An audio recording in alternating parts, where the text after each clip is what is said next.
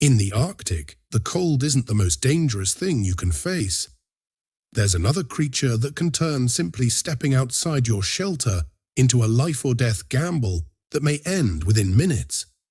It's the polar bear, the largest land predator on Earth.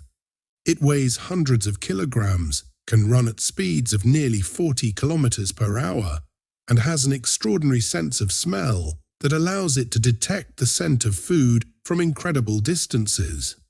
And when it's hungry, it may see a human as potential prey.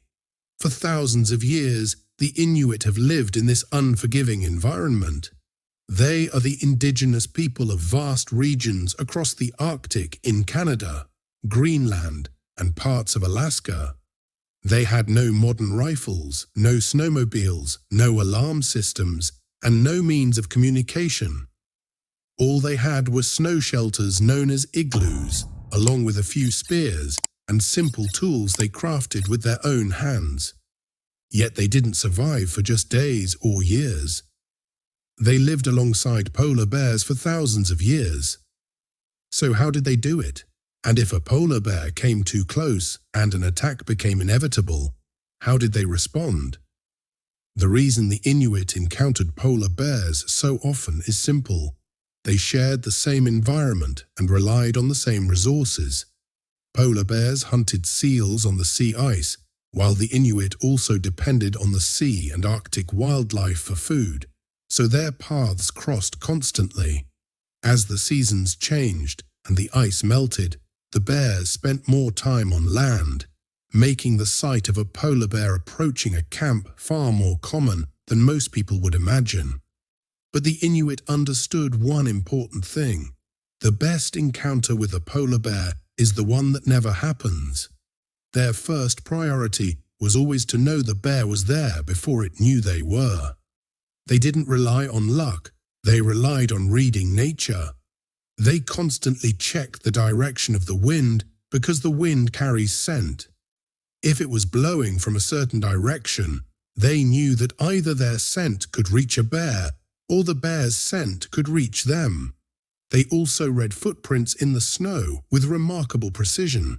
From the depth, size, and pattern of a track, an experienced hunter could estimate the bear's size, determine the direction it was moving, and even tell whether it was simply passing through or actively searching for food. To them, the snow was like an open book that revealed what had happened only hours before. But knowing where the bear wasn't enough, because it could still be drawn toward them even from far away. So what prevented that? Food was their first concern. A polar bear has one of the most powerful senses of smell in the animal kingdom, so the Inuit never kept food near where they slept. They stored meat away from their shelters, often in elevated or specially designated storage areas, and did everything they could to reduce the spread of food odors. Even while cooking, they took advantage of the wind's direction, so the smell of food wouldn't be carried directly toward areas where bears might be. They understood that hiding the scent could be even more important than hiding themselves. But what if all of that failed, and the bear still reached the camp? This is where the clever design of their shelters came into play. An igloo wasn't built just to keep out the cold. It also had features that helped provide protection. Its entrance was low and narrow, making it difficult for a massive polar bear to squeeze inside. Camps were also built in locations that offered a wide view of the surrounding area, allowing anyone to spot movement from a distance. In some places, they even took advantage of natural terrain or ice ridges to reduce the chances of a bear approaching unnoticed. And throughout the night, someone always stood watch, because danger didn't disappear after sunset. But what if the bear came even closer and an attack became unavoidable? The Inuit never relied on a single person.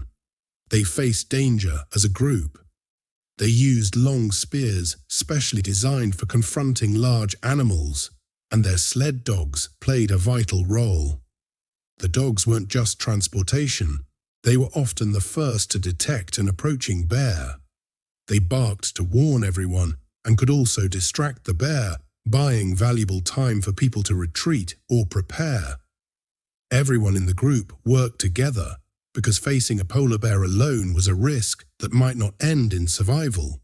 Even these methods, however, changed throughout the year because the bear's behavior changes with the seasons. In spring, after months of limited food, polar bears are at their hungriest, so the Inuit avoided traveling alone and became even more cautious. In summer, as the sea ice melted, the bears spent more time on land, so some camps were moved farther inland, and travel routes were changed to avoid areas where bears were more common. In autumn, they remembered the places where bears returned year after year and avoided those areas, while winter required a different kind of vigilance, as understanding the snow and ice helped them predict where bears were most likely to appear, even during the long Arctic nights. And so the Inuit's secret to survival was never that they were stronger than the polar bear, but that they understood its behavior and respected the danger it posed.